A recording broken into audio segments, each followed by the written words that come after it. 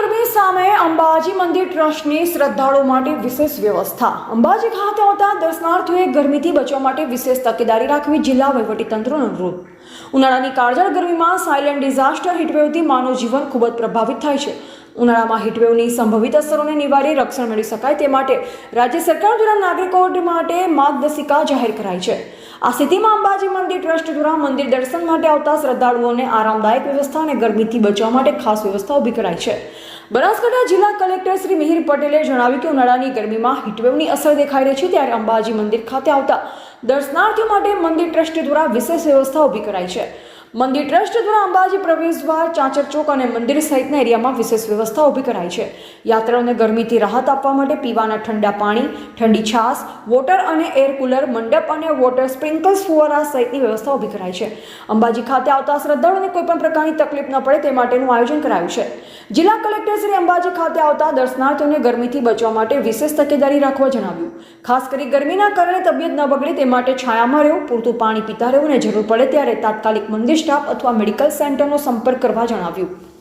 રાજસ્થાનના ઉદયપુરથી અંબાજી મંદિર ખાતે આવેલા શ્રદ્ધાળુ સિદ્ધાર્થ જોશીએ જણાવ્યું કે ગરમીના સમયમાં મંદિર ખાતે ઊભી કરાયેલી સુવિધાઓથી અભિભૂત છું। શ્રદ્ધાળુઓને ધ્યાને રાખી આરામદાયક સુવિધા ઊભી કરાઈ છે। નડિયાદના રામપુર ગામથી અંબાજી મંદિર ખાતે આવેલ શ્રદ્ધાળુ શોભનાબેન પટેલે જણાવ્યું કે સખત ગરમીમાં અહીં ઠંડુ પાણી, છાશ, જમવાનું, મંડપ અને કુલર સહિતની સુવિધા મળી છે, જે માટે તંત્રનો આભાર વ્યક્ત કરીએ છીએ। અંબાજી ટ્રસ્ટ દ્વારા જે સુવિધા ઊભી કરાઈ છે તે માટે તેઓ આભાર વ્યક્ત કરે છે।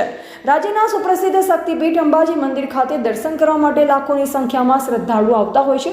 રાજ્યમાં ઉનાળાની ગરમીનો પારો હાઈ જઈ રહ્યો છે, ત્યારે અંબાજી આવતા શ્રદ્ધાળુઓ મંદિર ટ્રસ્ટ અને તંત્રનો આભાર વ્યક્ત કરે છે।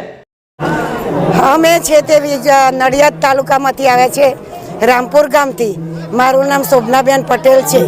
અમે અંબાજી મંદિરમાં આવ્યા, અમને આ મંડપોનો છાંયડો, નીચે પાથરેલા પટ્ટાઓ, ઠંડી છાશ આપે છે, ઠંડુ પાણી આપે છે, કુલરની સર્વિસ છે, આ બધી જે અંબાજી ટ્રસ્ટ આપે છે એમનો ખૂબ ખૂબ આભાર માનીએ છીએ કે આટલી સખત ગરમીમાં કે જેને આવવાની પણ ઈચ્છા ના થાય એવા ટાઈમે અહીં આગળ અમને શીતળ છાયા મળે છે અને આ ફુવારાઓ ઠંડા કે જેથી અમને બહુ જ ઠંડક આપે છે।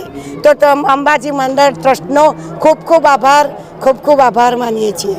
जय अम्बे, जय अम्बे, जय अम्बे।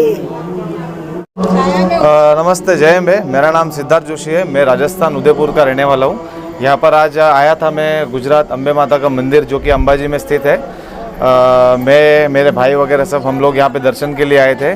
काफ़ी अच्छी व्यवस्था रखी है जिस हिसाब से अंबाजी ट्रस्ट की व्यवस्था है इस गर्मी के मौसम में, यानी कि मतलब मंडप लगाना, वाटर स्प्रिंकल की सेवाएं जिस तरह से, एयर कूलर वगैरह जिस तरह से प्रोवाइड किए गए, काफ़ी बेटर, बहुत सही तरह की फैसिलिटीज़ उन्होंने प्रोवाइड किया। उन्होंने ट्राई किया है कि ये गर्मी के सीज़न में लोगों को कम से कम तकलीफ़ देने का काम मतलब जो किया है उन्होंने बहुत सही किया है।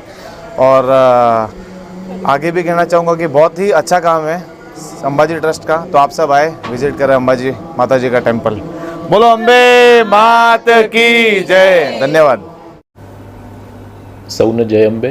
અત્યારે ઉનાળામાં ખાસ કરીને હીટ વેવની અસર દેખાઈ રહી છે, ત્યારે અંબાજી મંદિરે આવતા કોઈપણ માઈ ભક્તોને, શ્રદ્ધાળુઓને હીટ વેવની જે અસર છે એ નિવારી શકાય એના માટે મંદિર ટ્રસ્ટ દ્વારા વિશેષ વ્યવસ્થા કરવામાં આવી છે।